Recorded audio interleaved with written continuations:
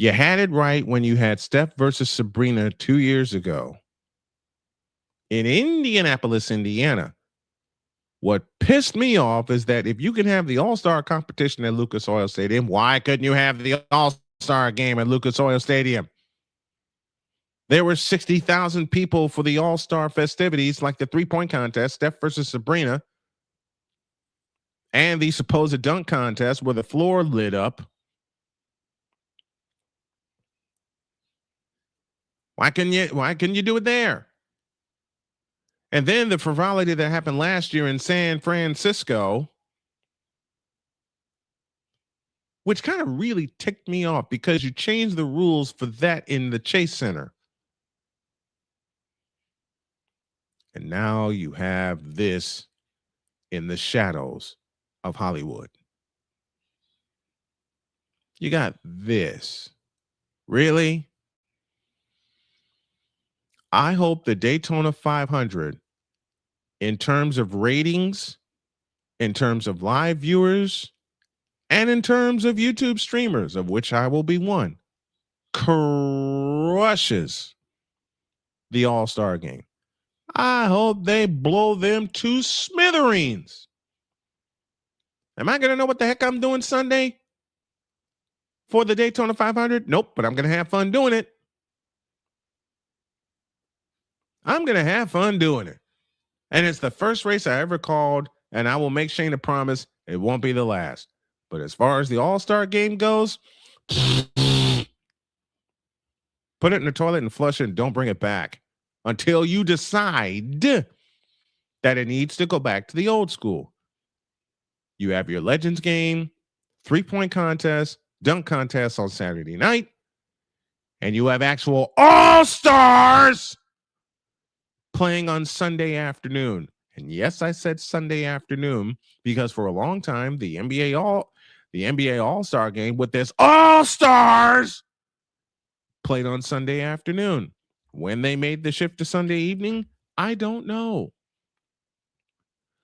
But the NBA All-Star game should have All-Stars in it. And for many years lately, not a chance. So while me and quite a few others will be concentrating on the Daytona 500, there will be some very foolish people that will watch the NBA All-Star game. And I will say it again. The NBA All-Star game should have All-Stars in it. And for the most part, they don't. And that's why it will continue to suck until they make some serious changes. That's Snowman's take. What is yours?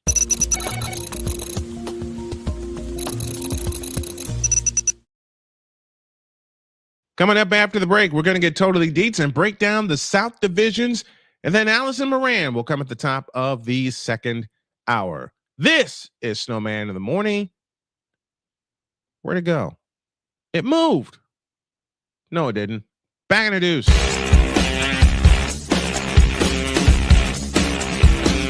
This is Snowman in the Morning. Join the transporter to Hades. Your butt and gut becomes one. Join the reformer of hooker whores. This is my daughter, Placenta Booty Johnson. Join the bronze car. Whenever you are in distress, take off your baseball cap and throw it in the air. Join your very own superhero of broadcasting, Chris Bass. So whatever color crayon they get, they palm it and do two circles, and that translates to, I can beat up black people. As he takes you through the week's paces in Baseline. Live every Saturday at 8 a.m. Eastern, 7 a.m. Central, Pacific Time Zone people, just stay asleep when this is on live and just catch the recording. Oh, I'm sorry. Exclusively on the Chris Bass YouTube channel.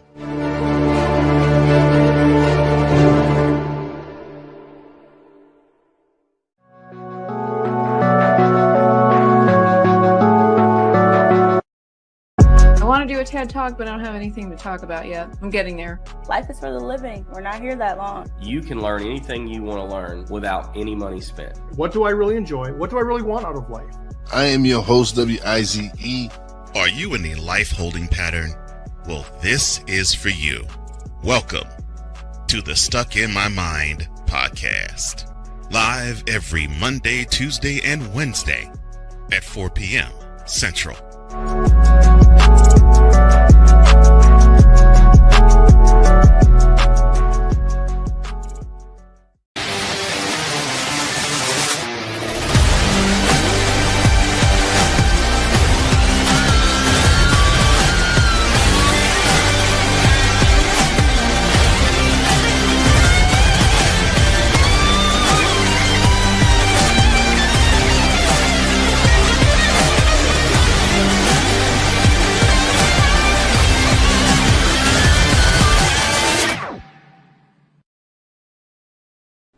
Are you ready to upgrade your coffee game? Prepare for an invasion of flavor with Invader Coffee. It's the caffeinated elixir that fuels champions, the blend that pushes boundaries. Whether you're battling deadlines or exploring uncharted territories, Invader Coffee has your back. Join the invasion at invadercoffee.com and taste the difference for yourself. Use the code SNOWMAN for 15% off your first order. Invader Coffee, veteran owned.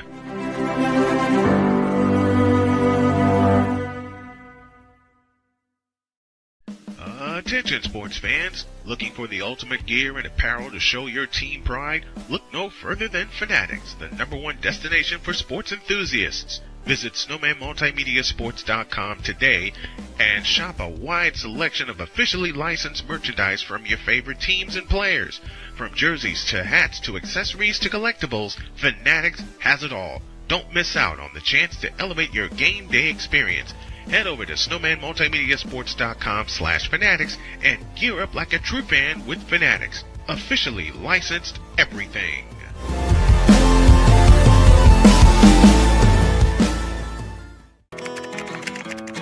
I think I finally found. Hey, how you doing? Hey, Mason. Hey, Mason. Got a new house. It's looking pretty cool so far. A place that I call home. I'm teaching Louise how to cook some lasagna. It only takes a spark to make a fire start.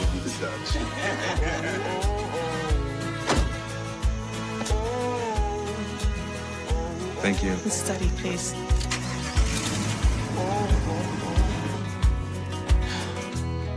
I think I finally found a place to make my own. A place that I call home. This place that I call home. The Big Ten. You can say you're not impressed. You can say you're not happy.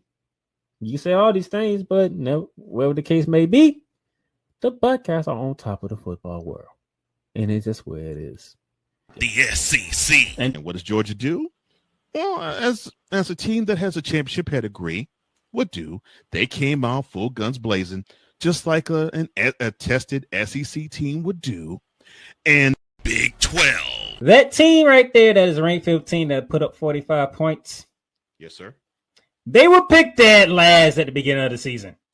The ACC. Some of the biggest name first. Chapel Bill now. It's no longer called Chapel Hill. It's called Chapel Bill because Bill Belichick is now the head coach of the North Carolina Tar Heels. The CLP rankings, do away with that. Right. Do away with it. Bring down the gridiron on the Playmakers Blog Network YouTube channel and where you can find podcasts. Because we take this job so serious. My loyalties were misplaced. My judgment was clouded by the allure of the black hole and the shiny new stadium. And I messed up. I'm sorry to the entire Chargers organization, to the Bolt fam, to the players, and to everyone who has ever believed in me. What in the all types of blue hell? This is Snowman in the Morning.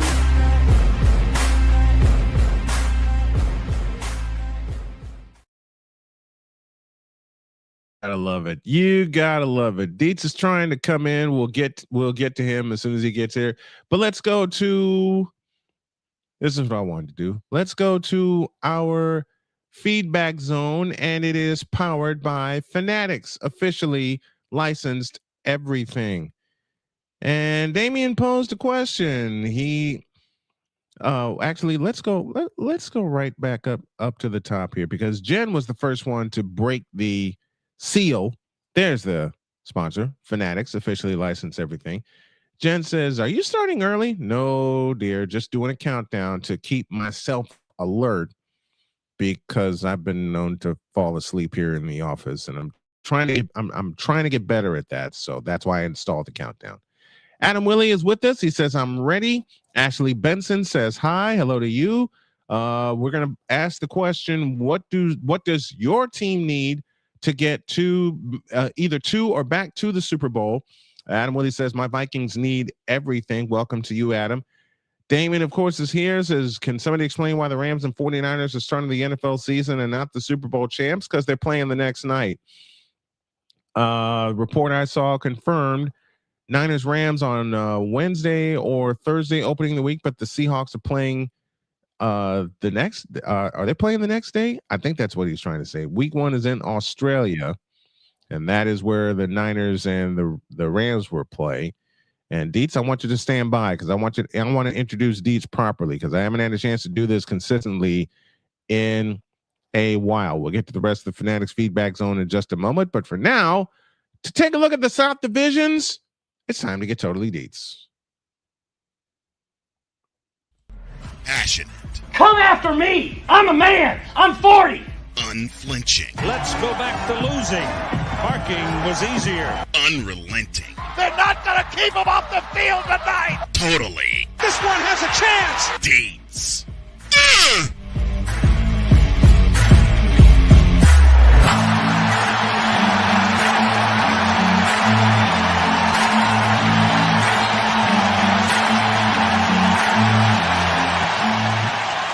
That's not just a murmur, that's a full-blown fibrillation.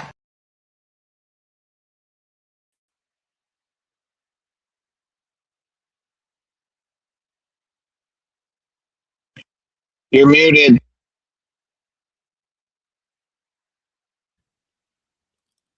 I'll cuss later. Dietz, how are you this morning, man? I can tell how this morning is going. No, I swear to y'all, AI is going to kill us all. My phone decided to do an update on its own, and of course that's why I'm late to the show, because you're fine. It rebooted my whole phone. It made everything start up. But again, I did not select this. It just decided to do it. So that's always fun.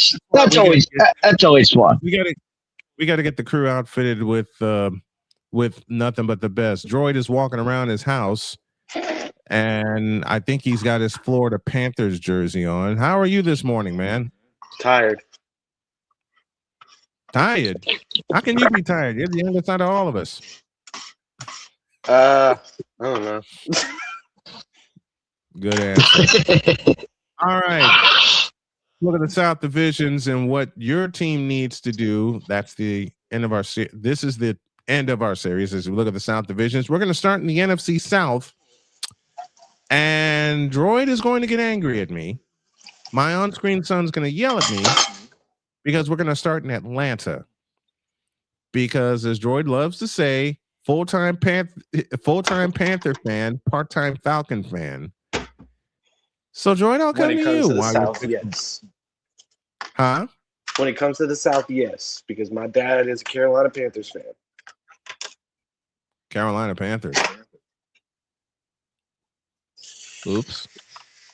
Well, he had something to celebrate. Panthers made the playoffs. So let's start in Atlanta. Where do your Falcons start to try to get to get? And why am I laughing? Because of all the answers that are coming in the chat right now. Well, I think definitely first things first. They already did this. New coach definitely was a good start. Yep. Because Raheem Morris wasn't cutting it. Even though Raheem kind of was the only one giving Kobe Bryant a chance on that field. You still got to give Raheem credit for that, seeing the potential in a young defensive back who may be undersized like Kobe Bryant. I think one of the other big things that they need is wide receivers. Badly. But even more importantly, offensive line. Like that offensive line is worse than the Titans' offensive line, and that says a lot. That's scary. About now that's about the scary. Falcons.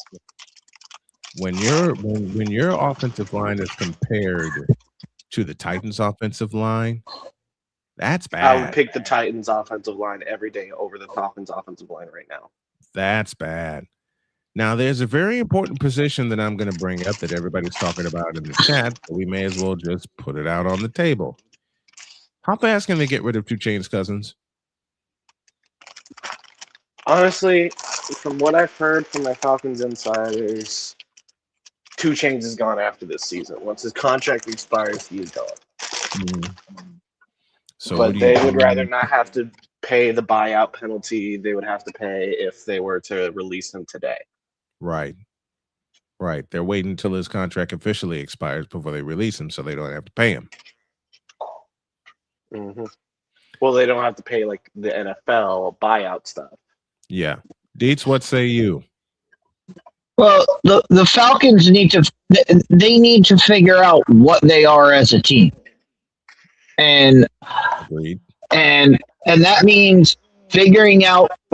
They bungled this whole thing when they signed 2 Chainz Cousins, and then in the draft decided to pick Michael Penix with a first round pick. That was the mistake. That's where this whole thing got messed up.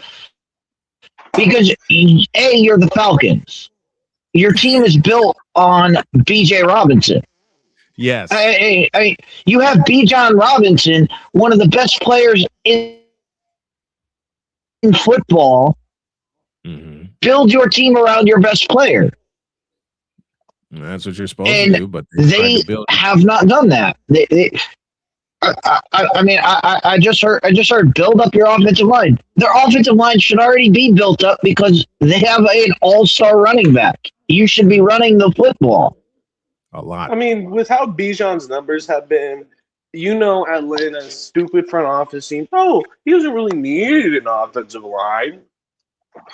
Yeah, that sounds like Atlanta's front office. Because he's been dominating even without an offensive line. What are you making? Eggs. Oh, okay. That's something I need to do after the show. But where else does Atlanta need to improve? And Dietz, I'll come back to you. I think Dietz is frozen, unfortunately. Dang nabbit. I have given up on the Kyle Pitts experiment. Yeah, no, the Kyle Pitts experiment needs to the Kyle stop. Pitts experiment should never have happened. The Kyle Pitts experiment should never have happened because he's not doing anything. He never did so do much anything. Potential wasted for what? Very much so. But the question now becomes, who takes him on? You got plenty of good tight ends coming up in this draft, dude. Okay, so give me a couple. Even third round tight ends are looking good this year. There's always tight ends. There's always tight ends, but who takes this on? I can't really give you names right now. I mean, I'm looking at that Indiana tight end. I don't know if he's a senior or a junior. Riley Nowakowski. Mm-hmm. I believe that's Riley Nowakowski. I don't know if he's a junior or if he's declared for the draft yet. because we've noticed this trend in college football where we see juniors attempting to declare for the draft. Mm-hmm. But if he's a senior, cool. He probably has declared for the draft. He is indeed. He is a senior. Okay, so he will be in the draft. Mm-hmm. And I think that's one of the better pickups, probably a second-round pickup, because I would draft a guard for your first-round pick if they even have a first-round pick. Right. Because what about the defense? What about the defense? What do they need to fix on their defense? I think I know what your answer is, but I want to hear you say it. Everything. They need a new defensive coordinator. I mean, they need to give Kobe Bryant a better shot next year with a better with better veteran guys behind him. You need you have no linebackers to account for. None. And your only Absolutely good none. defensive lineman is a washed former Patriots defensive lineman. Mm-hmm. They got no pressure on the quarterback whatsoever. None. But they were smart and drafted a defensive end and I'm talking about Matthew Judon, by the way. Yeah. They did draft 2 defensive ends, but that means they overcompensated in defensive ends, and now they have too many defensive ends. Yeah.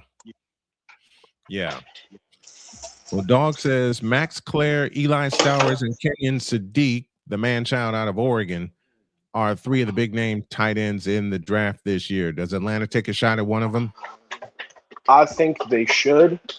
If they want to get – I think if Kyle Pitts is still really that guy, which I don't think he is, but they still believe he's that guy, this would be a wake-up call. He's never been that guy. He's never if been they that draft guy. a good tight end to basically give him a wake-up call saying, hey, somebody's got him for your spot. You know, that'd be a good way to motivate Kyle Pitts to have a breakout year because he needs it bad. Well, you got Max Clare out of Ohio State, Eli Stowers out of Vanderbilt, and of course the man-child I mentioned. Piece of Eli baseball Stowers, let me tell you about I love him. Eli. He is a monster. I love Eli. And this is somebody who's been kind of watching Vanderbilt a little bit too closely the last couple of years just because they beat Alabama. It was the first year when they beat Alabama. And I remember texting y'all that I was like, Vanderbilt just beat Alabama. And, you know, I tried calling you. I watched that game. I called you. And I was like, did you see what happened? You said, yeah. And I was like, so what does this mean for the SEC? He said, Big Ten's better. And you hang up. Yep. Yep. I sure did. It was that first year where Diego Pavia got the starting spot, where this Vanderbilt school really turned around. And I don't know if Pavia has another year of eligibility. I don't think he does, but he is fighting in court for it. If he does get another year of eligibility, Vanderbilt could be up top of the SEC again, even without Eli Stowers or Junior Sherrill. But I definitely do see a guy like Diego Pavia being able to lead that Vanderbilt squad to glory again. Because he's just that good of a leader. That's the difference between good quarterbacks and good leaders. Diego Pavia is a good leader. Jalen Milroe was a good quarterback. Well, that's debatable, but still. It's very debatable. All right, Deets, I'll come to you. And how would you fix up the Tampa Bay Buccaneers? Tampa, well, they've always been built on their wide receivers. And the fact that Mike Evans can't stay healthy, they've got to get somebody in there that can help Baker. They've got Baker Mayfield. Hold on a Baker second. Mayfield's fine. Hold on a second. Deets, you may need to change your microphone because you sound like you're a little underwater. I don't know if your microphone calibrated yet. So while he Okay, hold on. Let me reset. Let me back it up. Yes. I'll do that. I'll come back, Droid. I'll come back to you. But here's a question that Damien. They're both gone. Okay. Question: with the Falcons trying to get rid of Penix and Cousins, do y'all see them making a trade for Myles Garrett or Max Crosby? No, because Atlanta doesn't have the money. Atlanta doesn't have the money, and more to the point, and Droid's not going to like me for this statement, Atlanta doesn't have the nerve. I don't know why you said I'm not going to like you, but it's true. Atlanta does not have the nerve to make that kind of splash trade. You know what their best splash trade was over the past 5 years? Or their best splash move over the past 5 years? He's going to get jettisoned after his contract runs out. Kirk Cousins. That was his best splash move. And we get a confirmation Pavia has declared for the draft, so he won't be going back to Vanderbilt. So So we're on to the Buccaneers. They need wide receivers. They built their game on wide receivers. They need wide receivers? What? Well, what they need is a contingency plan for Mike Evans. Right. Because he can't stay healthy. Right. I mean, you just drafted Ted Johnson and Emeka Ibuka. You just drafted 2 rookie promising wide receivers. It's just about what you do with them in terms of, well, we are concerned about Mike Evans' injuries. So what are we going to do with these 2 absolute stunning rookies going into their second year? Right. To make up for Mike Evans' injuries. Yeah, you have to have a contingency, but you can't rely on Mike Evans being your number one because he just can't stay healthy. He can't play 17 games. He cannot stay healthy, which is sad because when he is healthy and he's a stud wide receiver. He just can't stay healthy. He's a top 10 wide receiver when he's healthy, and I will go to the grave with that. When he's healthy, right? But he hasn't been healthy. He hasn't been healthy for a while. When Mike Evans is healthy, he's one of the best wide receivers in the game, period. I'll stake my claim to that. But as Dietz mentioned a moment ago, he can't stay healthy. Therein lies the problem. So besides a contingency plan for Mike Evans, what else do the Buccaneers need? But what is Tampa Bay known for? What is Tampa Bay known for historically? Their defense, and especially in their big runs, defense. Their defense.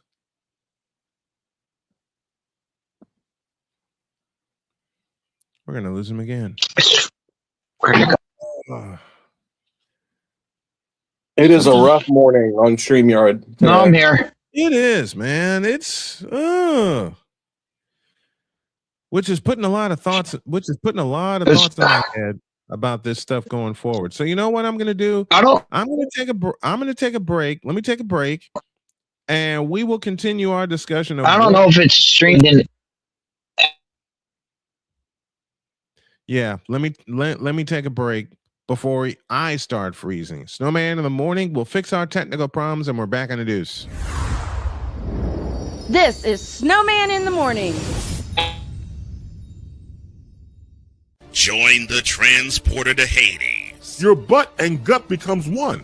Join the reformer of hooker whores. This is my daughter, Placenta Booty Johnson. Join the bronze god. Whenever you are in distress, take off your baseball cap and throw it in the air. Join your very own superhero of broadcasting, Chris Bass. So whatever color crayon they get, they palm it and do 2 circles, and that translates to I can beat up black people. As he takes you through the week's paces in Baseline. Live every Saturday at 8 a.m. Eastern, 7 a.m. Central, Pacific time zone people, just stay asleep when this is on live and just catch the recording. Oh, I'm sorry. Exclusively on the Chris Bass YouTube channel.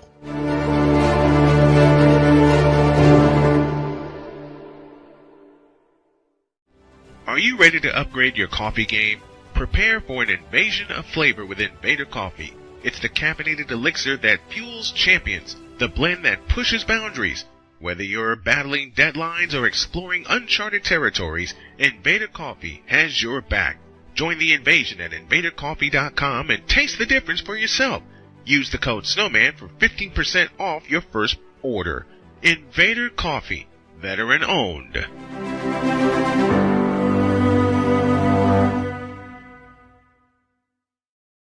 Sports bettors, listen up. Your favorite sportsbook, BetUS.com, is back and in our 30th year of action. With live in-game betting, incredible odds with daily odds boosters, props and parlays, fast payouts, and exceptional one-to-one customer service, we got it all. And when you sign up today and use the code SNOWMAN, you will get a 125% deposit match on your deposit. Log on to betus.com or call 800-792-3887. That's 800-79-BET-US. BetUS.com, where the game begins.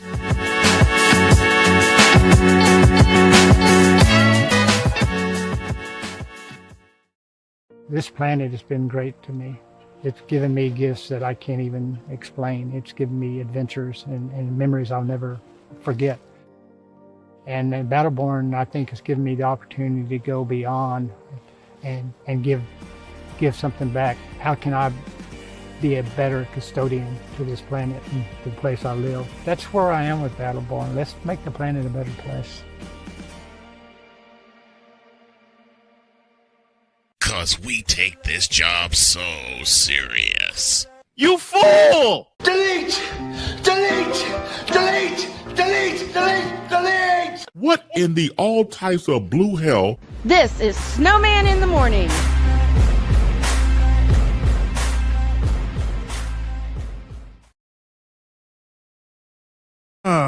This has been a fickle morning, and that's being nice about it. We were talking about the Tampa Bay Buccaneers and everything that they need. Mm-hmm. The worry for me with Tampa Bay is Baker Mayfield. Why Baker? Well, one, his health, because he's getting beat up a lot more. And two, he can't seem to carry his team over the hump. I mean, that's been a problem for a lot of QBs recently, is not being able to capitalize on their opportunities into the playoffs. True. Josh Allen, anybody, but nobody's saying that he's on the way out. No, because Buffalo has no other choice. Oh, yeah, hell, this draft they definitely do, so I don't know about that. Buffalo has no other choice but Josh Allen. And he ain't the number one quarterback in the league. But now let's continue in our South Division to figure out what does your team need to do. And I'm going to hate myself for this, but I'm going to go to your dad's team in the Carolina Panthers. How many more pieces do they need to get back to the big game? Honestly, I don't think they need too much. They've been doing this rebuild pretty spiffingly. Like, they haven't done too much, of course. There's still a lot of problems on the surface of this team. I'll tell you, I got one position of need for Carolina right now. What is it? Running back. Rico Dowdle is still pretty okay. Nope. Send him packing. 100 yards a game, basically? I don't know. I would not send 100 yards per game. You need a fresh running back. Rico Dowdle ain't it. You also need an offensive line that'll keep the defensive hands off of Bryce Young. If you're going to build around Bryce Young, you need to get a bell count running back to help him. But also, I think a massive problem in this league is that we're trying to progress too fast with these rookies. Yeah. So I remember back in the day where A rookie quarterback would at least sit for 3 seasons before he even touches the field. Well, at least 2. At least 2, unless it's such a dire situation that they have to bring that quarterback they drafted up to the starting lineup. And the first situation I can think of where a quarterback sat less than 2 years before they brought him in was Joe Montana, because he sat behind Steve DeBerg for a year and a half, and Steve DeBerg kept getting killed, and he kept turning the ball over. So Bill Walsh made the decision to go with Montana, and as we say, the rest is history. Yeah. Carolina backed their way into the playoffs, and I mean every word of that sentence. There you go. Carolina backed their way into the playoffs. I don't disagree with you, but I also don't agree with you in a way. Tampa Bay was not that team all year long, so it was only a matter of time before Carolina started to take over. And I knew Atlanta wasn't going to take over. They still are a long way through their rebuild. Atlanta's going to sure as hell New Orleans ain't going to take over. You think the New Orleans Saints after this season's going to take over? Hell no. So I asked this. New Orleans and Atlanta are going to languish forever unless New Orleans gets an actual quarterback, and they ain't got one. We'll get to New Orleans in a moment because they need. You know what? Why don't we just get to New Orleans right now since we're talking NFC South Division? New Orleans needs everything. Indeed. New Orleans needs everything. I'm liking the promise of Tyler Shuck, though. New Orleans needs everything. You know, New Orleans, Deets, you'll be proud of me when I say this to you. New Orleans needs to do what Cleveland needs to do. Blow the sumbitch up. I'm gonna make Jody happy here. Okay. New Orleans, you can't win with a quarterback from Purdue. Okay. She will laugh her head off because she cannot. Deets, you know Jody, and you've heard me say this. She can't stand Purdue. She can't stand Purdue. Look, I don't care how much success they had down this. I don't care how much success they had down the stretch. Tyler Shuck is not the answer. He's not the answer, and he's never going to be the answer in New Orleans. No, he's not. So, who at the quarterback position? Who do they draft? Because you don't have the answer right now in the Superdome. And yes, I still call it the Louisiana. I still call it the Louisiana Superdome, and not the what do they call it now? Caesars Superdome. I can't do it. We've had this discussion about every team since the Raiders are going to take Fernando Mendoza. Everyone else is in. Let's play for next year. Yeah. Everyone else. I mean, Tyler Shuck is going to be your starting quarterback next year because it is get through this year and we'll settle our quarterback next year. And that's how every team has to approach. That's how every team that needs a quarterback has to approach this. But as far as all of these teams go, and we've mentioned, I don't know what teams you guys talked about. It looks like you guys talked about Carolina, but every team in the South is basically in the same hunt of defense. Fix your defense. Mm-hmm. Your teams are all.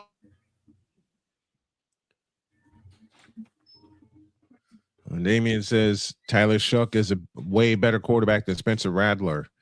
Damien, let me educate you about quarterbacks. Okay? I think Dietz is frozen, so we'll take him down from. Trying to say. Oh, hold on. Let me get my 2 cents in. Let me get So this. Spencer Rattler is isn't better than Tyler Shuck. That's like saying dog isn't better than dog shit. You know what? Lewis Black, one of my favorite quarterbacks, and Victor, you'll be proud of me for remembering this. Lewis Black described a presidential election the same way I'm going to describe the New Orleans quarterback situation. It's a choice between two bowls of That's the New Orleans quarterback situation, and it's been that situation since Drew Brees retired. New Orleans had their best quarterback of all time for 15 seasons. 15 seasons. Then when he retired, they went back down the tubes.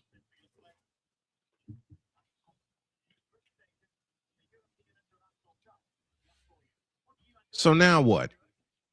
Who would be? I'm looking at the quarterback draft class. Was unproven out of college, so I don't know why they even took him. I'll take Tyler Shuck over Shedeur Sanders. I think we'll take a lot of quarterbacks over Shedeur Sanders. Maybe not Zach Wilson, but that's another story. Here are some of the quarterbacks that are available that are in their draft eligible. I don't know who's.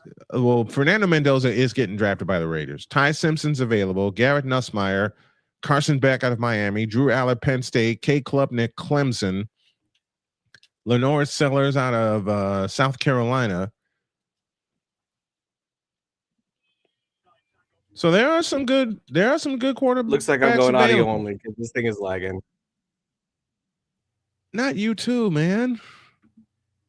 The web version is lagging. Please. The web version is lagging. The mobile version is fine right now, but the web version is lagging bad. Okay. Well, so I feel like a beneficial move for me would be to move back to the mobile version. Yeah, well, you get yourself situated and parked in one place. Actually, Victor, New Orleans is not a place where quarterbacks go to die, but Cleveland is. There we go. Better, much better. Can you flip your phone on its side, or will it stick? Yeah, I can. I just have to do this. There you go. There you go. All right. Let's take a breather. We got Mike Drop Moran on the way to talk all things WNBA and more. And you know what we're going to do? We are going to reboot this series next week and mix in a little draft talk as well. And we got some more changes coming, but I'll talk with the crew with that after we sign off the air. We apologize for all of the scuff. Man, we've had more scuff than Tuukka Rask's glove against the Blackhawks. Oh my God, dude.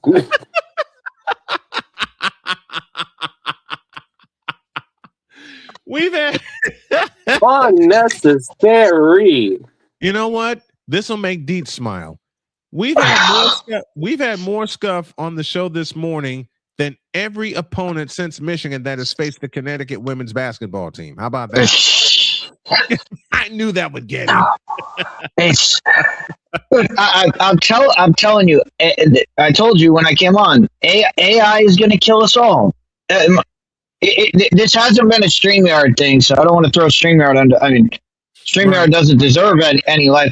But my phone has been running apps in the background that it's updating things that I did not ask it to do. It's doing it on its own. Again, AI is going to kill us all. Well, let me take a break. And when y'all get back, as I said, Mike Drop Moran will be here. We'll do our station ID, and we got a whole bunch of other stuff planned. And I got a few ideas in my head. We'll discuss it after the show. Second hour of Snowman in the Morning. As we have hit the top of the hour, we're back after this. This is Snowman in the Morning. The Big Ten. You can say you're not impressed. You can say you're not happy. You say all these things, but no, whatever the case may be, the Buckeyes are on top of the football world. And it's just where it is. The SEC. This proves to you how tough and how stout the SEC is. You can't take off games. I don't care if the team is unranked. You cannot take off games. This is proof right here. Big 12. Mike Gundy, show me something. I picked you last year, okay? The ACC. Start with the biggest name first. Chapel Bill now. It's no longer called Chapel Hill. It's called Chapel Bill because Bill Belichick is now the head coach of the North Carolina Tar Heels. The CLP rankings, do away with that. Right. Do away with it. Bring down the gridiron on the Playmakers Blog Network YouTube channel and where you can find podcasts. Whether it's news, the largest egg producer finds bird flu in chickens at a Texas plant, weather, devastating tornadoes rip through the heart of the United States, inspiration, a breast cancer survivor completed the journey of chemotherapy and now begins a future one of matrimony or sports. Michael Jordan is shown on a photo with Diddy. LeBron James has a video extolling the virtues of a Diddy party. This has been yet another beating a dead horse presentation. We got you covered. BS3 Network, in association with Comey Media Incorporated, proudly present The Morning Shift with Cole Johnson. Live every weekday at 8 a.m. Eastern, 7 a.m. Central.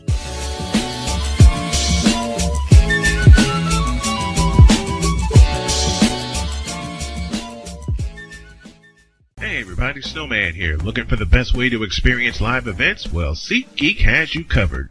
With just a few taps on your phone, you can find the best seats for concerts, sports, theater, and more. Don't miss out on unforgettable moments. Download the SeatGeek app today and get ready for an experience like no other. Each ticket is vetted for authenticity and ranked on a 1 to 10 scale. And right now, if you sign up and use the code Snowman, you will get $20 off of your first purchase. That's only through the power of SeatGeek, where fans can fan.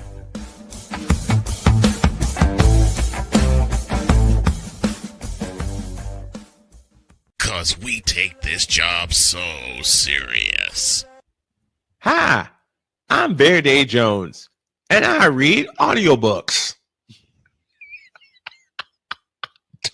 What in the all types of blue hell? This is Snowman in the Morning.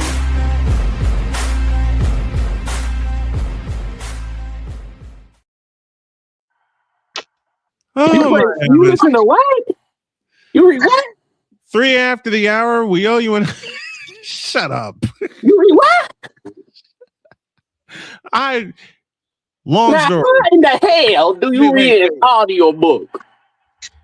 Well, I listen to a lot of audiobooks, and that joke was spurred on from a meeting I had from a person that's become very dear to me. We owe you an ID. This is Snowman in the Morning. Maybe. You're listening to WJKS-TV. You're listening to WHDR. You're listening to WBWS-TV. It's the Worldwide Sports Radio Network. You're listening to WQVZ, 1700 AM Mission Radio. You like that? You like that? Ball goes Benton, Caleb Williams. Are you kidding me? And Father Ashanti, you need to go to hell. In the name of the Tom Brady, the Manny Ramirez, and the David Ortiz, amen. Now let's go. I am too old for this bull. That last one got Allie. I'm looking at her in the green room, and that last one got her. But I do want to bring up a little thing before we continue. What's that? Premier League football might be coming to Snowman in the Morning. I'd have a little talk with Snowman about calling a few games this upcoming weekend. You better. Wait. Time. I'll stop you there. I stop you with 2 words. You better. Damn it. We got to take a quick look, and I do want to also call some of the women's Premier League. But unfortunately, match day 27 won't be until next Saturday. Okay. One thing I may be looking at is the Mid-American Soccer League. Speaking of soccer, it's an indoor soccer league. And I've been hooked on indoor soccer since, how did Tim Weigel say it back home in Chicago? The Chicago Sting. Remember that, Allie? Of course she does. Here's Allie.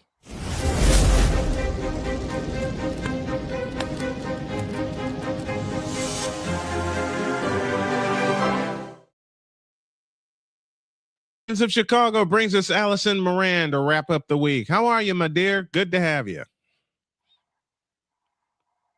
There I am. There you go. My mic is now unmuted, so I didn't want you to hear me snorting as my allergies have, after a week or so of absence, they flared up again an hour ago.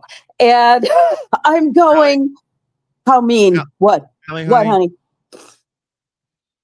I always have this handy. Trust me. That's what I got. That's what I got. You know, when I was a little kid, everybody thought I was snorting cocaine in parochial school.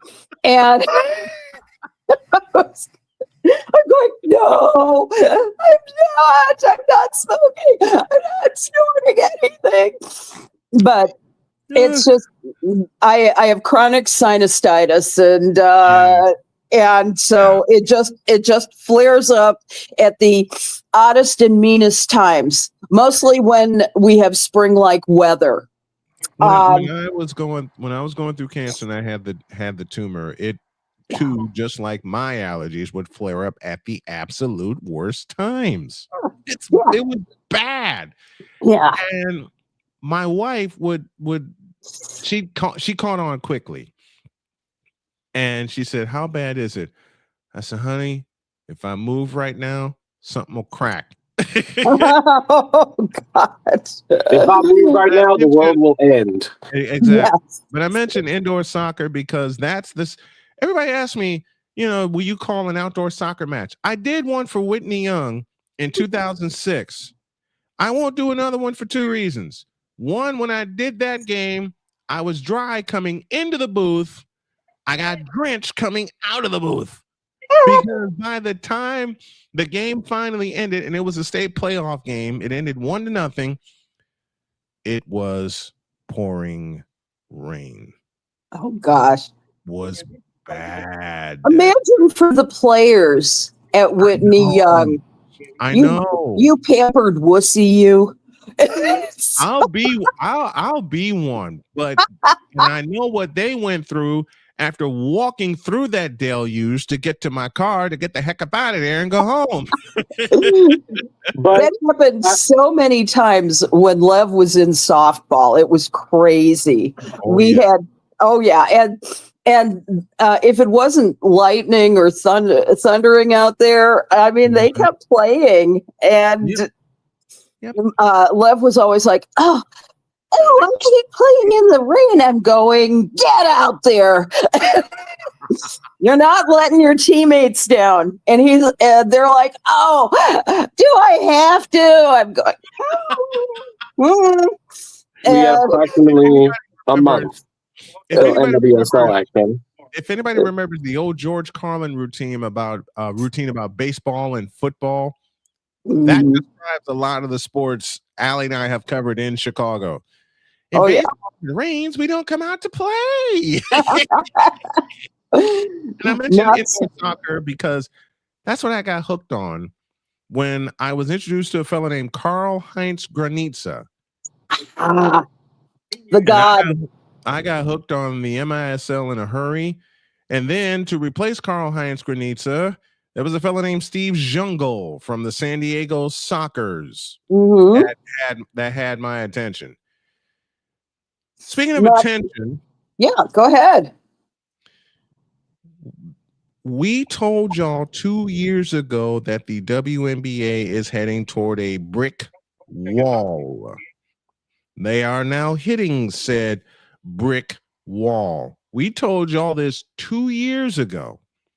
And it started with the appearance when Caitlin Clark was drafted into the league. Allie was the first one to pose the question, what is going to happen when they face their CBA in Caitlin's second year? She posed the question right on this show. Well, we're getting our answer, and it ain't a good one. Allie, the floor is yours. I'll tell you, the WNBA submitted yet another new collective bargaining agreement proposal to the players last Friday. And while not a lot of details have been shared, there have been some that have leaked out just a bit. And now, while the leadership of the W appears to offer some concessions in terms of housing and facility standards, there doesn't appear to be a significant change in terms of what the league's willing to offer in terms of revenue sharing. They're standing pat on the, I think it's 50% of the net. And what the players want is 30% of the gross, which would, yeah. And so now what NECA has said, she's the WNBPA, the Players Association president. She says that there is a silver lining in this. And that is that the players are more connected than ever. And that all of them are more united than ever in coming to an agreement with the W. And we'll see what happens. They have 6 weeks. They've got yet probably about a month of heavy negotiation before they absolutely positively can avoid a strike. Mm-hmm. But so here we go. So here we go again with what we talked about before. When this all crashed on everybody else's head except us, because we knew what was going on. Allie called it 30, 60, 90, and then 120. And they're gonna add 30, and they're gonna add 30 on top of that. So you may as well say it's gone from 30 to 150. Probably. And they're at 120 right now. That's They're at 120 right now. Every other deal has gone by the boards. They rejected them all. Another one has been submitted. We don't know, as Allie, you said a moment ago, we don't know most of the details that are included. But if the players are getting united, you would think you'd get excited because there could be an imminent deal coming. Not so fast. There are still the few that could yank the rug out from everybody else.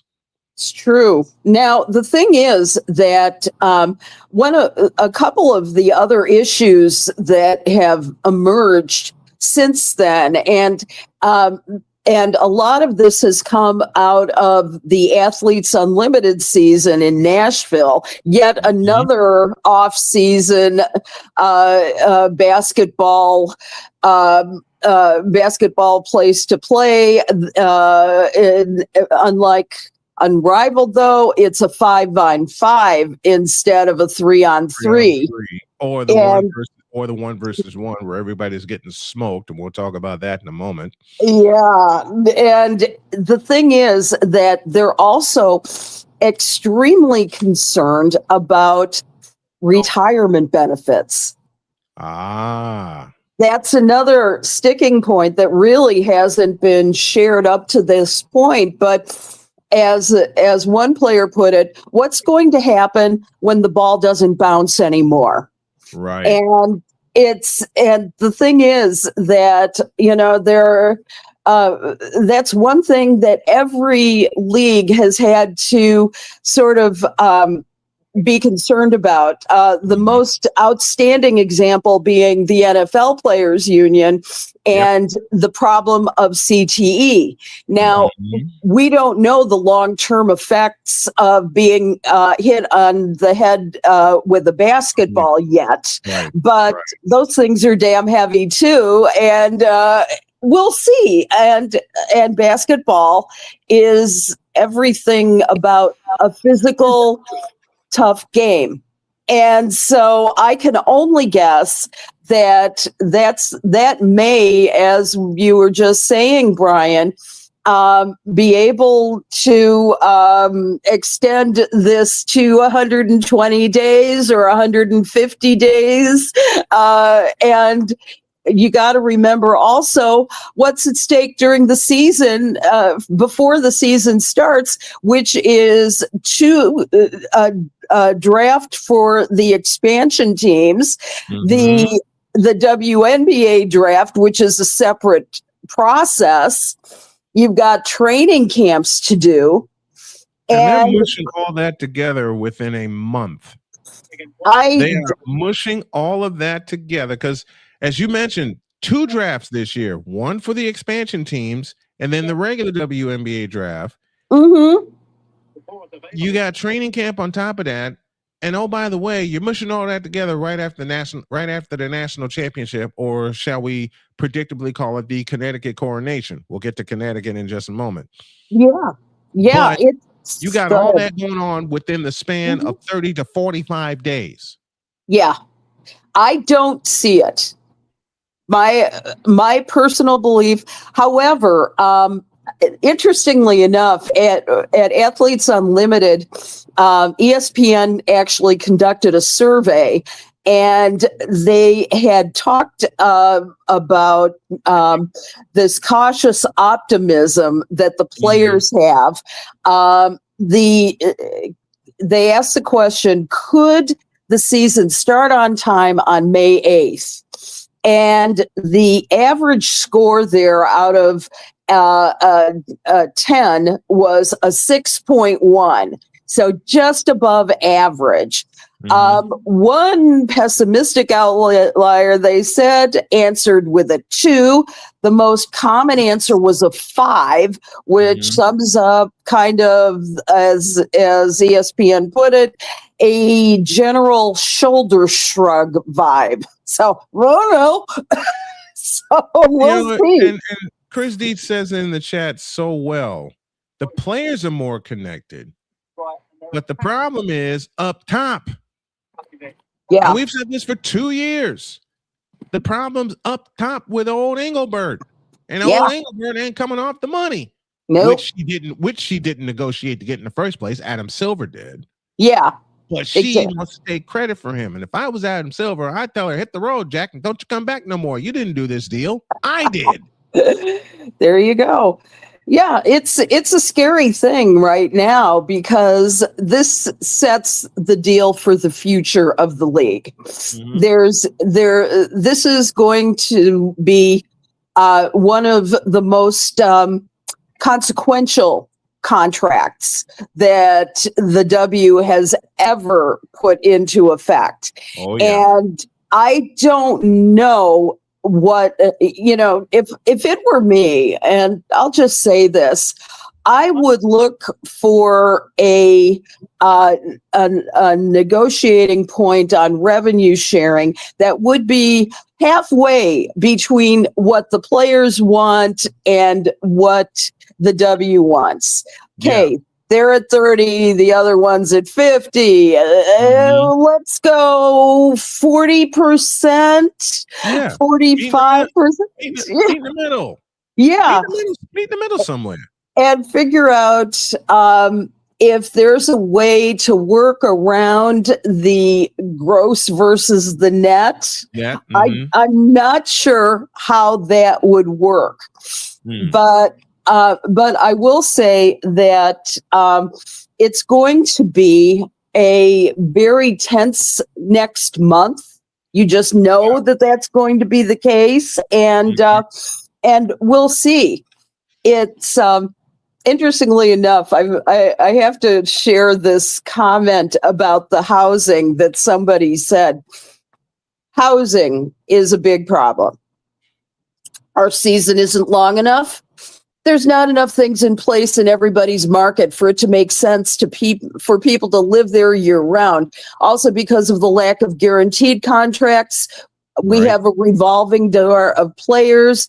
like we saw with the Fever in 2025. How many hardship contracts did they sign over the course of the last year? I just don't understand how they feel it would make sense to take away housing when people are just all over the place moving. Right. And there's some valid points in that. Yeah. There's some very valid points in that. Let's mix in Dietz's point as well. All the great commissioners, they all have problems with their league. Absolutely. But they don't have a problem connecting with their players except this one. And Kathy Engelbert drove the wedge. Thank you, honey. Kathy Engelbert drove a wedge. How big can I make this wedge? You know that board, that right field board at Wrigley Field? That right field video board? That's how big the wedge is between Engelbert and the players right now. That's and if you stack the left field board on top of that, it gets bigger than that. Yeah. Nope, absolutely right. And if you really want to go one step further, my favorite pizza is Giordano's. You take a few of those and you stack them on top of the pile, and the wedge gets bigger than that. That's fair. Why can't she see this? I mean, hello, plain sight here. Your players are trying to tell you something and you ain't listening. We've talked about Kathy Engelbert and how she is a money manager. She knows how to bring in the money. She knows how to evaluate teams. She knows how to evaluate the WNBA pretty well. She does not know how to be an empath. She cannot speak to the needs of the players. She's looking at this as a business. Now, the best of all possible managers and shepherds and CEOs of a company with a vision, let's put it that way, is they kind of balance the needs of their employees and the needs of the organization to grow.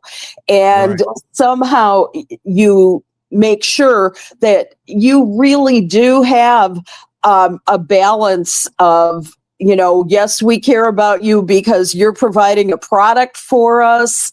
And we just haven't seen that out of Kathy Engelbert.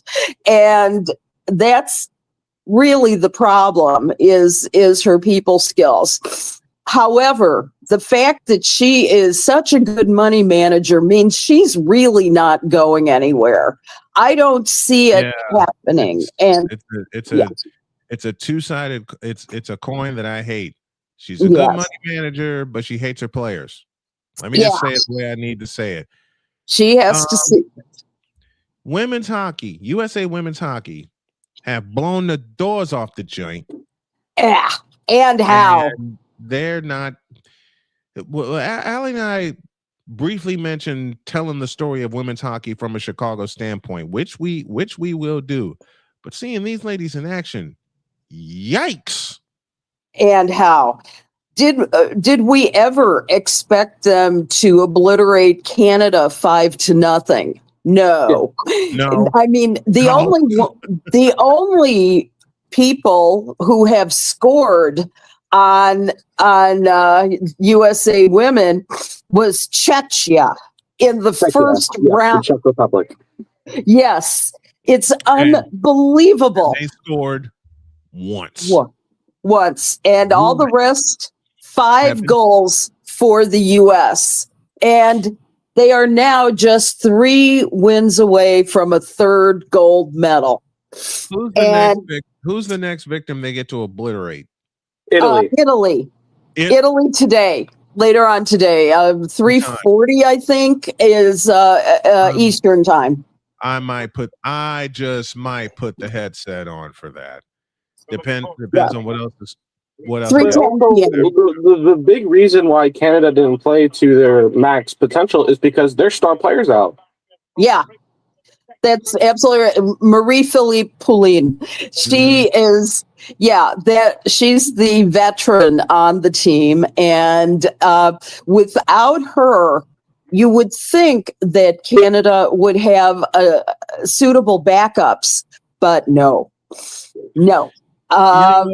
Canada was excited to be there. Mm-hmm. The U.S. is on a mission. Happy to be there. Yeah, I'm just happy. Every other team is just happy to be there, and then they see the U.S. across from them. It's like when the Dream Team happened in '92. Every other team in the Olympics, okay, we're going to play in the Olympics. Then you see what the USA is bringing out, and they're going, "Are you kidding?"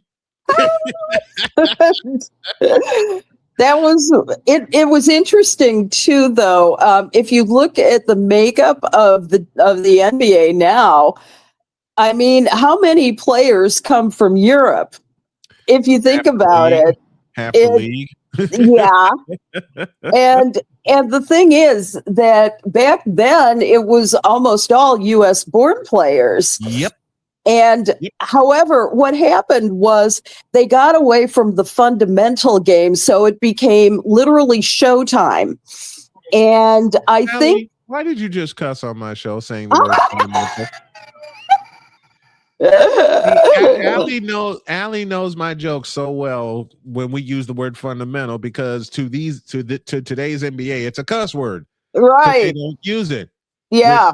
Which basically they don't like fundamentals. No. Like you said a moment ago, it's become all showtime because of what they've seen. And I said earlier in the show, in fact, I led off with it, this USA versus the world for the NBA All-Star game. Yeah, you watching?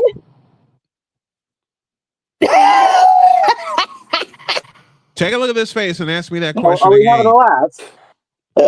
I am calling the Daytona 500, and then I'm making dinner for my bride, and then I'm going to bed.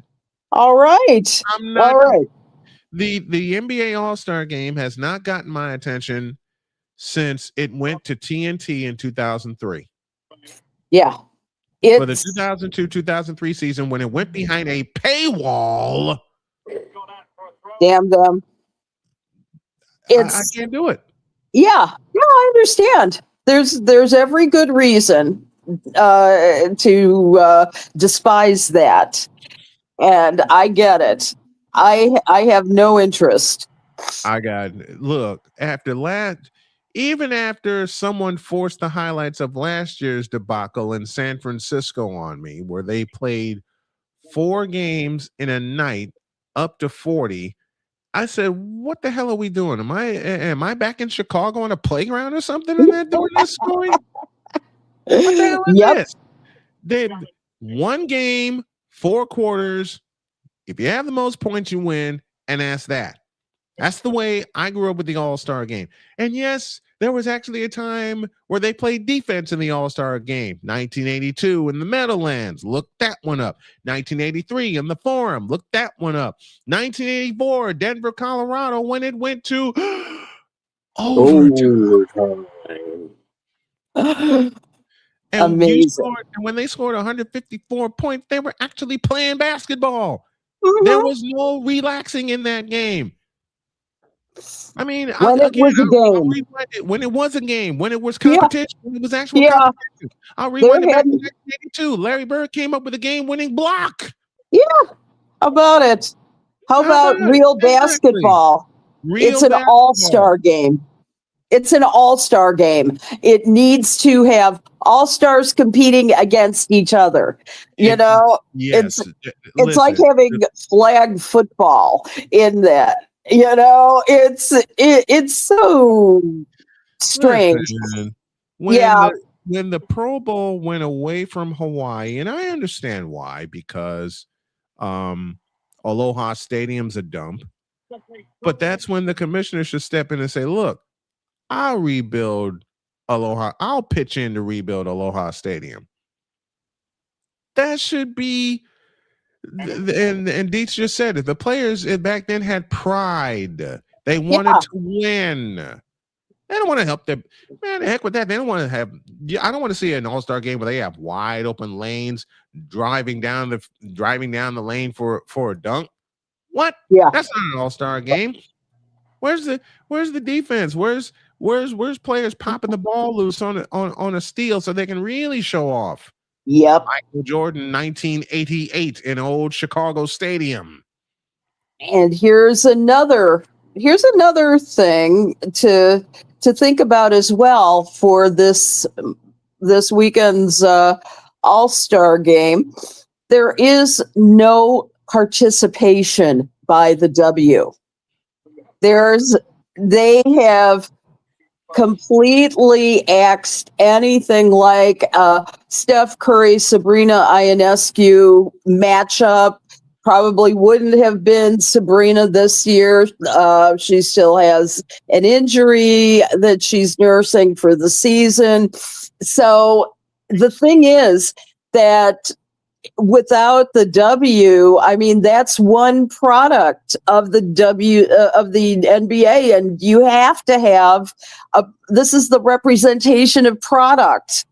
The products are the men and women. If they had an event where the NBA versus the W in a 3-point contest, I bet you that would make a hard push into the solution of the labor problem, because Steph versus Sabrina, listen to me carefully, folks. 2 years ago, Steph versus Sabrina sold out Lucas Oil Stadium. That's right. They didn't put a few people in there. They didn't put half that. It sold the house. So you get a big house like that. You know what you do? Lucas you have the Splash Brothers, Klay Thompson, Stephen Curry. And you got the Sure you don't mean Gainbridge Fieldhouse? And Sabrina Ionescu and Caitlin Clark. Yeah. Life would be so much better if we ran the league. How about that? Yeah. It would be easier. Yeah. It would be easier. Yeah. I think that we could be a whole lot more decisive. I think we could definitely figure out how to spend the money. And spend it correctly. And Damian, thank you for saying this. A player you and I are both familiar with and both know very well, Miss Candace Parker, up for the Hall of Fame this year. And she better get in on the first ballot, damn it. Absolutely. Now, Droid, we talked soccer, but you have the NWSL on your head. And considering Allie's an expert, and you're an expert, Droid, I'll let you have the floor. Go for it. Expert. I wouldn't call myself an expert. I do. You have the floor.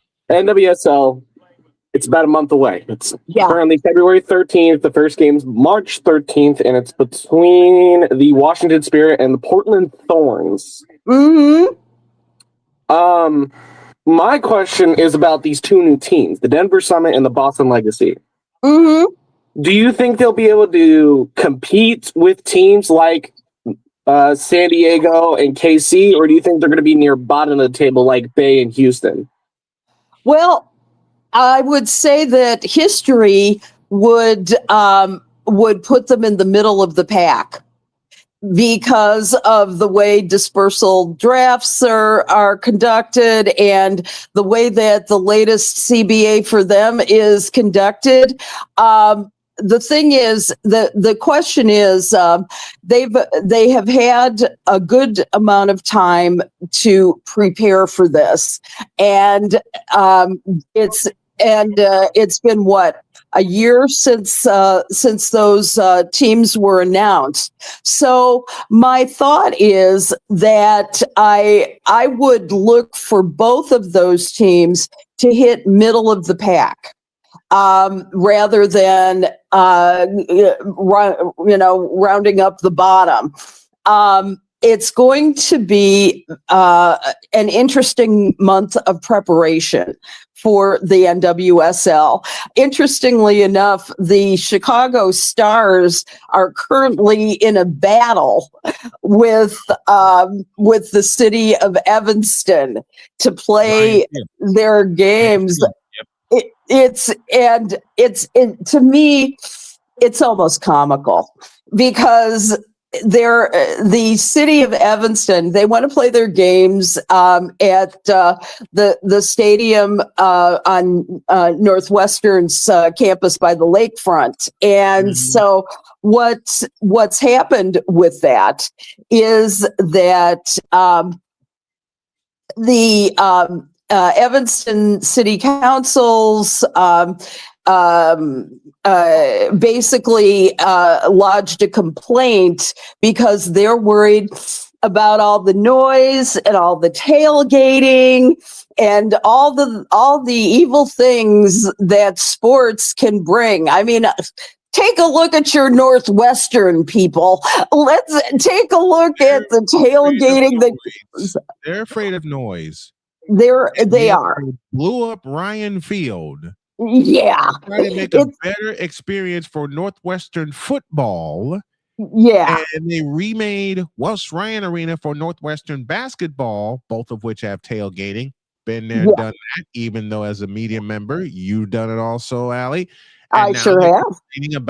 And now they're afraid about noise if they let them play at Ryan Field. Are you bleeping kidding me?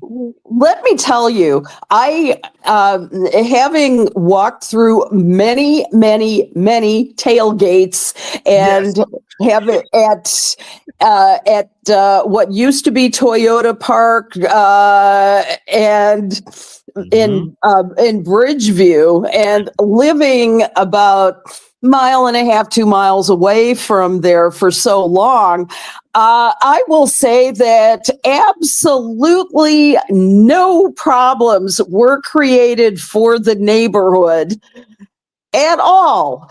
The neighborhood joined in. Yeah, joined in on this. I had a tailgate story. Some years back when I covered Brother Rice and St. Rena in a football game, and it was number 2 versus number 3.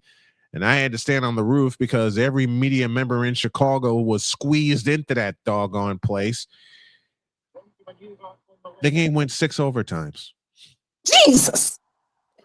I stood up in the rain, did not have a seat to stand on, and the game went 6 overtimes. I had to make sure my equipment was protected so it doesn't get drowned. I had to make sure I was somehow protected so I don't get drowned, which wound up happening anyway.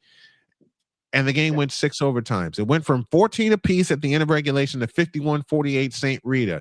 Now, anyone who is familiar with the Chicago Catholic League knows there is a pregame tailgate and a postgame tailgate. You have a big crowd for the pregame tailgate, and you have a bigger crowd for the postgame tailgate. That's right. Oh, you know what? I have a couple of other things to say outside of the Ryan Field, at least in relation to the Chicago Stars. Let's put it this way. I still find this funny. This quote from the group. It's called the MCLA. They contended that the games would wreak havoc on Evanston and nearby Wilmette. So let me get this straight. This feels like the Mazda Raceway Laguna Seca over in California, where residents complained about the car noise when they decided to buy a property next to a raceway. Exactly. Yeah, it's about that. And interestingly, that it would wreak havoc in Evanston and Wilmette. Yeah, on from Ryan Field. And interestingly enough, 82% supported this move citywide, 70% support from the 7th Ward for the Stars to play at Ryan Field. It's only this little group. And what's more, the Stars also announced that they were going to be breaking ground in, get this, Bannockburn, Illinois, to build a best-in-class new practice facility. They're having a weight room. They're having wellness spaces first-class amenities like grass and turf fields. They're going to have a workspace. They're going to have a press conference, media, office, and content spaces. And I mean, this is going to be a banner year. Should this thing get resolved with the city of Evanston? Well, they better hurry up. Yeah, they better hurry up. They got a month to solve this problem. Yeah, right? If you want listen, two of the richest suburbs, Evanston and Wilmette, and they're worried about noise. Yeah. Hello, Ryan. They have Ravinia Look, Ryan Field has 50,000 seats in there. You don't think that makes a lot of noise? It does. And to borrow from Keith Jackson from 1995, they're having so much fun. There was a sign last week that read, "Let's go back to losing. Parking was easier." I knew you'd remember that one. Sadly, yes, I do. That was before they played Penn State in 1995. Right. Coming down the stretch here on Snowman in the morning, Allison Moran is here with us, just having all kinds of fun here. Evanston is worried about noise at Ryan Field, and yet they have Northwestern University. Somehow it doesn't make sense. Especially somehow it doesn't make sense. It just straight doesn't make sense, Allie. Like, it's the 21st century. Does anything make sense anymore? No. Not when we're living in dystopia. We're living in a time where the NBA. Never mind. I'll cuss. I'll leave that alone. We're living in a time where they are making a proposal for the Bears to move to Gary, Indiana. Do you see this happening? No. I was going to Gary, Indiana Bears. No one would go to that stadium. No one. Because I used to live in Gary, and I have one very important question. Where would they put the darn thing? Maybe they'd knock down one of the old steel yards. That ain't happening. Too much history. Yeah. People love those places. They go for tours and everything. No, they're not going to knock down that. They're certainly not going to knock down U.S. Steel Yard, which is where the Gary South Shore Railcats play. Very familiar to me. They ain't blowing up the South Shore station, so you can't put it there. I mean, it won't work. I'll leave it there. It won't work. There's no way there's no way it could work. You got Soldier Field. Somehow you hastily in 8 months' time put a spaceship in front of the columns after they blew it up. They spent a year in Champaign, and we all know how that season went. Bless you. God bless you. Bless you twice. Lordy. That's one of those sneezes that that's one of those sneezes that sneak up on you. Yeah. That's one of those sneezes. That's one of those sneezes that sneak up on you. One more thing before we get out of here for the weekend. Unrivaled. Yeah. Where do you want to go? I got a lot. I'll go where the league has gone. Upside down. Fair. It's upside. I mean, yeah, you had one shining moment. There's a familiar song for college basketball fans. One shining moment where you sold out Philadelphia. Yes, you did. 21,490.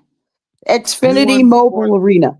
Yep, 21,490 in the new Spectrum Xfinity Mobile Arena for those of you scoring at home. Yep. And then that happened. And now you have these one-on-one matches where players are getting obliterated. Yep. You can't write this. They want that money. What is it? 50,000, something like that. I mean, you've got to remember that this is bonus money in the bank. I know Paige Beckers was one of the one-on-ones, and if you think about it, that's a nice amount of money to be to have. I mean, it's crazy. Now, how many people actually watched it? That's because this is really, I mean, the basketball is still terrific. If you look at the games, they're fast paced, they're fun. It's such a different game from the W, and it's a different game from pretty much every other type of basketball. 3-on-3 is one of the most fun aspects of basketball that you can watch. Yeah. And you're watching the W Stars adjust to a whole new system. By the way, Angel Reese is back at the Rose. So I guess she's just. If I'm gonna pick a player that I loved watching in Unrivaled, it's Aaliyah Boston. Oh yes. It's Aaliyah Boston. She. WNBA ever gets I heard Angel Reese. I was just thinking, boo. Why? Because she is just so self-centered. It's frustrating to watch somebody crumble their own career by being so self-centered, not caring about her city and the city that she plays for, which is Chicago. She's more worried about the brand deals that she's trying to get when she's not even that good. And not caring about the game either. We've all talked about that. Yeah. Not caring about the game. Cleveland will get a triple-double before Angel Reese. Mark this right now. It's fair. I love your passion, hon. I really love your passion. It is epic. After LSU lost to Caitlin Clark in Iowa, where Angel Reese had an incredible game on a bad knee, 17 points, 21 rebounds. My simple question is, what has she done since then? Save one game against Indiana where they wiped out a 15-point deficit to win, and that was in Chicago. Yeah, that was in Chicago. Angel Reese has two very dangerous things about her that she can use to her advantage. She's a lefty. And like me. She's a post player. Beats, I love you. I love you so much, Beats. Allie bringing out the slurs on the show. Fundamentals and now Angel Reese. Wait, Dean said something a few weeks ago, and I'll never forget what he said. And I was on location when he said this. He says, Snowman, I need to correct you on something. I says, what's that? He says, you said Angel Reese has started from the bottom and has done nothing. I said, yeah. He said, I need to correct you on that. He says, she started at the bottom and has gotten worse. I put my headset down and walked off. She was never even at the bottom because she was below the bottom.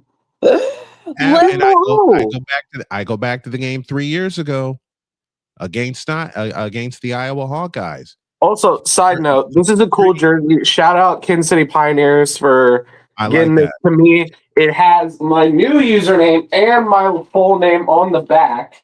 What's the number? I love it. I can't read it, but I love it. No, shout out Raven. That little logo right there, that's Raven. And shout out the Kansas City Pioneers, the primary and only esports organization of the Kansas City metro area. If beautiful. She ever utilizes her left hand in the post, you know how dangerous she'll be? Mm-hmm. It would be nice. If they had a coach, Tyler Marsh, I'm looking at you, that ever had her develop what's Kareem Abdul-Jabbar's greatest weapon? A hook shot. Even if it's a jump hook. Even if it's a jump hook. A jump hook would make her so dangerous.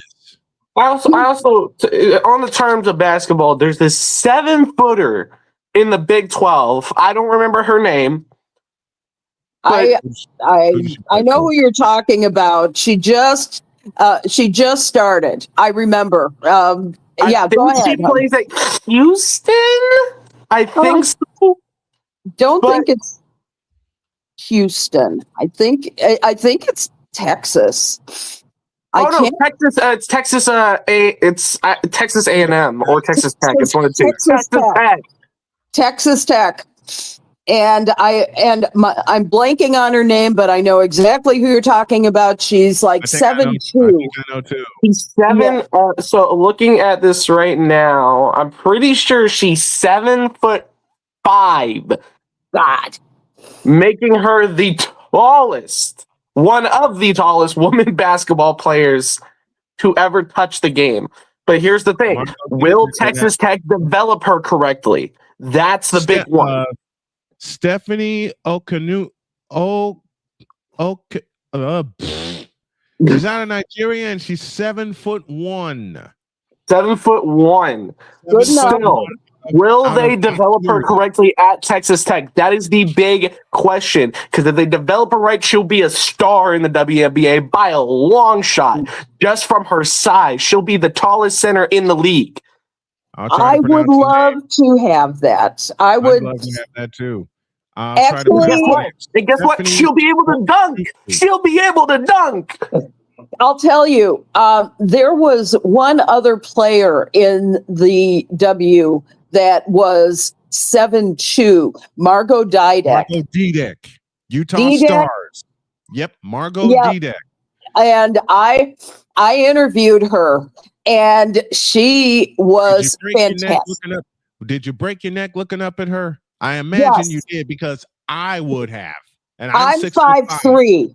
Okay, I am 5'3.5", and so I used to be taller, and it was I topped out at 5'5.5", and oh my goodness, I'm the Mookie Betts of I love that. Mookie Betts is crazy. Anyway, I was jumping up, and she was actually giving an interview to a Polish station before, and then she turned around to me and gave me perfect English, and she was so nice, and she died so young. It was the saddest thing ever, but when you have that much height, it's a problem for the rest of your body. It is. And so we see that in a lot of players, and who are that tall. The hearts are bad, the knees are bad. As they grow so fast, and they grow so fast. Yeah, they grow so fast, and the next thing you know, they're 7 feet tall, and they don't know what to do with it, especially when you're 17, 18 years old and you're 7 feet tall and you're trying to get your coordination about yourself, and your body hasn't fully developed. Yes. Your body has not fully developed. I'll tell you, I am looking forward to NCAA selections in about a month because I'm sensing that the Lady Raiders are going to go far in this tournament. Well, I saw 2 number 1 seeds play each other last night, and that was Texas and Vanderbilt. That's awesome. Vanderbilt put on a show. Vanderbilt's unreal this year. Listen for the name Michaela Blakes. Yes. Super sophomore. It feels so weird. Just as somebody who's been growing up watching the SEC football, and besides in baseball, hearing Vanderbilt be considered one of the best teams in the sport feels so weird to hear outside of baseball, because I'm so used to them having one of the top programs in baseball. If you got a scholarship in football to Vanderbilt, you'd be like, oh, it's nothing really, unless it's your last day before it's like National Signing Day. Then you're like, okay, I guess I'm going to Vanderbilt. But if it's baseball, you get a scholarship to Vanderbilt, you're going to have a national championship ring. Well, you know what's fun about these Lady Commodores? Their backcourt. Their backcourt. I mentioned Michaela Blakes, who leads the nation in scoring. She dropped 34 last night. And there's a fabulous freshman by the name of Aubrey Galvin, the former Loyola Rambler. Yeah. Who carried them in the first half. She hit 4 threes in the first half.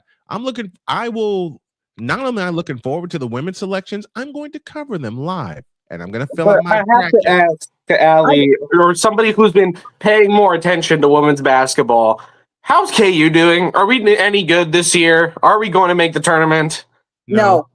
Oh, Lord. No. Just, I'm sorry to be the bearer of bad news, honest to God. But let me answer Droid's question the way my wife would tease me when she walks by here. Droid, no. No. They just they don't. Damien says before we get out, he says Angel Reese does more than what Caitlin Clark is doing. That's a lie. No. If you're talking about branding, then yes, you could argue that. Just a moment. This is where I pick on Damien. Damien, and I hate doing this to you. She's doing less than what DJ Moore did in the playoffs. Oh, come on. I tease him like that because he knows I love picking at DJ Moore, and I know what DJ Moore has meant to the Bears. I do. I just love picking on him about it.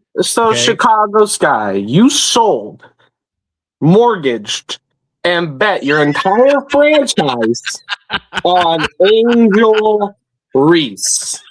That's a graphic coming Monday. And Camila Cardoso. And Camila Cardoso has done nothing with the Chicago Sky in 2 years. Because they can't pick coaches. The last good coach they picked was James Wade. And James Wade took him to the love James Wade. We miss James Wade. However, Wade took him to the promised land in 2021. It was a wonderful, wonderful ride, and nobody expected it. But I will say that particular season was courtesy of Candace Parker. Mm-hmm. There was no other reason than Candace who guided and led along with Courtney Vandersloot. And the thing is that since then, the Chicago Skies franchise has simply blown themselves to smithereens. Yep. And then, you know what? We'll save the Chicago Sky because I know we can go down a rabbit hole and not come out for a long time. So we'll save that for next week as we follow the WNBA negotiations because we are out of time. We got to get out of here. But Allie, my dear, thank you so much for coming on each and every week. We appreciate it. The Token Female, its own segment podcast, will premiere on iHeart Podcast next week. So look out for that.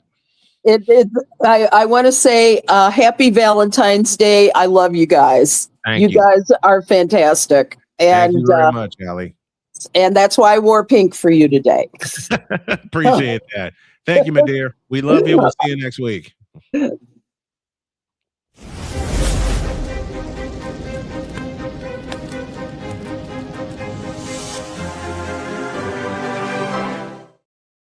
It's time for us to go. Angel Reese, the face of the league. That's a lie. It's time for us to clock out, though. Angel Reese ever be in the face of the league? That's a lie. All right, let me get out of here before let's get out of here before I go down that rabbit hole and make so many jokes. Damien will be firing pellets at me. Have a great weekend. God bless. Remember to make your next move your best move, and always remember, if your dreams don't scare you, they are simply not big enough. Dream big, do bigger. We are, and we hope y'all are too. Happy Valentine's Day to all, and enjoy your weekend. So long, everybody.